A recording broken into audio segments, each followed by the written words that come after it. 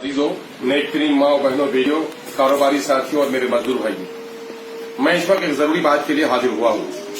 Corona के कहर ने पूरी दुनिया को अपने चपेट में ले लिया है। इस वबाई मर्ज से बचने के लिए हुकूमत के जरिए से, मेडिकल के जरिए से जो रहनुमा उसूल दिए जा रहे हैं, उसकी पाबंदी करना हमारा और आपका फरीजा है।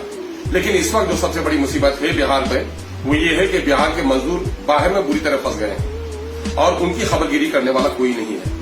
और आज बिहार के मजदूरों की हालत फाका कसी और भूख से मरने की हो गई है। नीतीश कुमार जी ने, हमारे मुअज़्ज़ज़ वज़ीर आला ने कई बार इस जुमले को दोहराया है कि साहब, राज्य के खजाने पर सबसे पहला हक जो है वह आपदा पीड़ितों का है। और इस वक्त जबकि देश में इसको राष्ट्रीय आपदा घोषित कर दिया गया है, तो फिर हमारे मजदूरों की खबरगिरी क्यों नहीं की जा रही है? मजदूरों की हालत, जैसा कि आपको मालूम होगा, बाहर में बहुत खराब हो गई है। 10 बाई 10 के कमरे में 10, 15, 20 मजदूर फंसे पड़े हैं। मोहल्ले में वो नहीं निकल सकते, पुलिस डंडे मारती है। मोहल्ले का आदमी उसे बाहरी समझकर निकालने पर तुला हुआ है।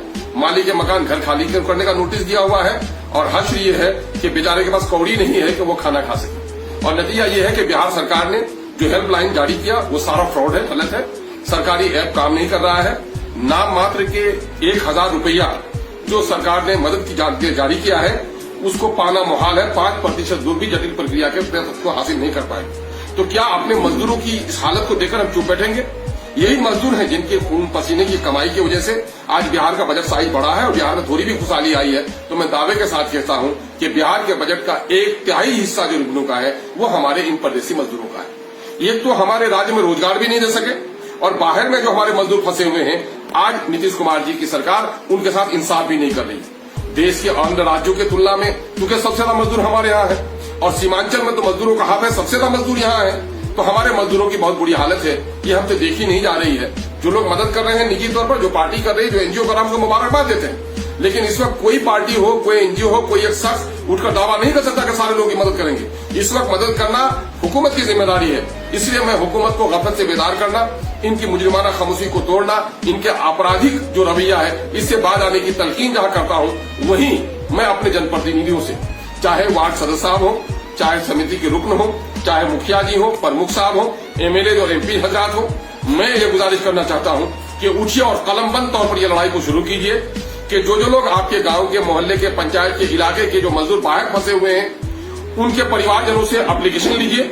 आप चाहे डीएम के यहाँ, चाहे अनुमंडल में, चाहे बीडीओ सीओ के यहाँ या पंचायत सचिव के पास जमा करके उसकी प्राप्ति ले लीजिए। मैंने आसानी के लिए एक एप्लीकेशन जारी कर दिया है, और इस एप्लीकेशन को अगर अच्छा लगे तो आप उसे अपने तौर पर लिख करके उस परिवार से दस्तखत करा करके और मजदूरों का विवरण दे करके आप ऑफिसों में जमा करें और उसकी प्राप्ति रसीद लें। मैं आपको दावा तो नहीं कर सकता, यकीन दिलाता हूं कि आपने अगर मजदूरों की सूचना दी, और बिहार में इस वक्त भूख से मजदूर मरने भी लगे हैं, और मजदूरों के लिए जो फूड है, जो खुराक है, इंसान को, हमें बिहार, हिंदुस्तान में हमारा जो फंडामेंटल राइट है जीने का, और जीने का कोई अर्थ नहीं होता है खुराक के बगैर। जेल के कैदियों को भी खुराक है, और आज हमारे मजदूरों को खुराक नहीं है। ये मजदूर, ये बीमारी तो बड़े लोगों ने लाई, ये बीमारी हवाई जहाज से आई है, फुटपाथ के लोग मारे जा रहे हैं। लाइफ को एंजॉय करना है, टाटा बिरला अंबानी को करना है, देश के दौलतमंदों को करना है। ये गरीब तो 2 वक्त की रोटी के लिए जी रहा है, और 2 वक्त की रोटी के लाले पड़े हैं। हम इसको बर्दाश्त नहीं कर सकते हैं। इसलिए उठिए और सरकार को सूचना दीजिए और प्राप्ति की रसीद दीजिए। ये आवेदन है, मैं पढ़ के सुना रहा हूं। अगर मुनासिब हो तो आप अपने तौर पर लिखें, या इसको बेहतर समझते हो तो आप लिख करके ऑफिसों में दें और उसकी प्राप्ति रसीद जरूर लें।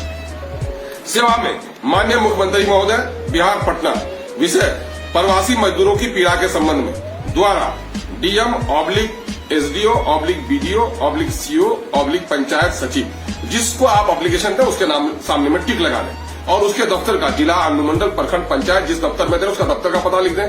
पंचायत दे रहे तो पंचायत का नाम लिख करके अंडर ब्रैकेट अपने जिला का नाम लिख दें।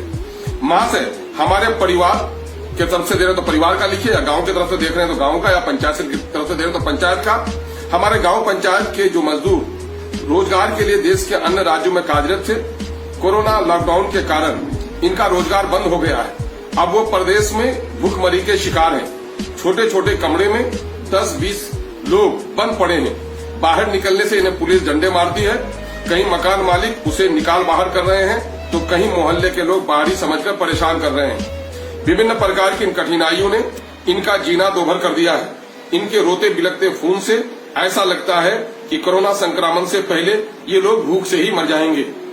खेद का विषय है माननीय मुख्यमंत्री जी कि आपने अपने राज्य में हमें रोजगार का मौका भी नहीं दिया और आपदा की इस घड़ी में अब तक राशन पानी की कोई व्यवस्था भी आपकी तरफ से नहीं हो पा रही है। देश के अन्य राज्यों की तुलना में सबसे अधिक मजदूर चूंकि बिहार से हैं, इसलिए आपको इस संबंध में अपनी सहानुभूति पूर्वक प्रयास करनी चाहिए थी, जो अब तक नहीं हो सका है।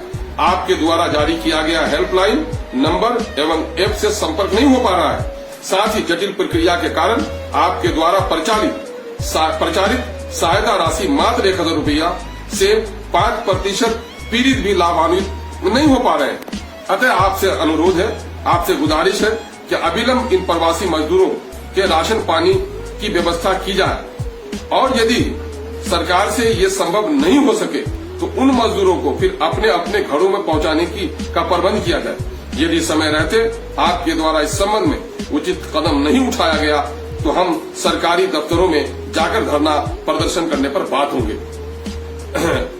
विश्वासी या भवदीय या आवेदक का नाम लिखकर अपना नाम, पता, अपना मोबाइल नंबर लिख दीजिए और एक फॉर्मेट ये भी है जिसमें आप अपने मजदूरों का विवरण लिख दीजिए। ये दोनों, ये एप्लीकेशन भी है और ये मजदूरों की विवरणी का फॉर्मेट भी है। आप इसे वो कर सकते हैं, थोड़ी सी मेहनत कीजिए। मैं घर के लोगों को, परिवार के, मोहल्ले के लोगों को कहूंगा कि मेरे भाइयों, इन परदेशी नौजवानों का बड़ा कर्ज हम पर है। ये अगर बाहर नहीं निकलते तो सीमांचल में इंसान का गोश्त नोच लेता। आज जो सुकून आप मुयसर कर रहे हैं इन परदेशी नौजवानों की कुर्बानी की वजह से कर रहे हैं, इसलिए इनकी मदद के लिए उठिए, एप्लीकेशन लिखिए। मैं MIM के अपने कारकुनों से भी, अपने जिम्मेदार पदाधिकारियों से भी गुजारिश करता हूं कि आप उठिए और अपनी जिम्मेदारी का निर्वहन कीजिए। मुकामी सतह पर जो लोग भूखे प्यासे हैं उनकी मदद करना हमारा फरीजा है, पड़ोसी का सबसे पहला हक है, वो भी हम काम करें। लेकिन ये लड़ाई लड़ना हमारे लिए बहुत जरूरी है, इसलिए कि प्रदेश में हमारे मजदूरों की हालत बहुत खराब है। जहां तक मुमकिन हो पा रहा है हम लोग थोड़ी बहुत ताल्लुकात की बुनियाद पर मदद कर पा रहे हैं, लेकिन जाहिर है कि एक बड़ा सिलसिला है, चाहते हुए भी हम उसकी मदद के लायक नहीं है। लेकिन हमारे जिम्मे जो फरीजा है हम उसे अदा करना चाहते हैं। यकीन जानो मेरे दोस्तों और बुजुर्गों, खुदा उसी की मदद करता है जो अपनी मदद आप करता है। ईश्वर उस शख्स की सहायता नहीं करता जो अपनी सहायता के लिए कदम नहीं बढ़ाता है।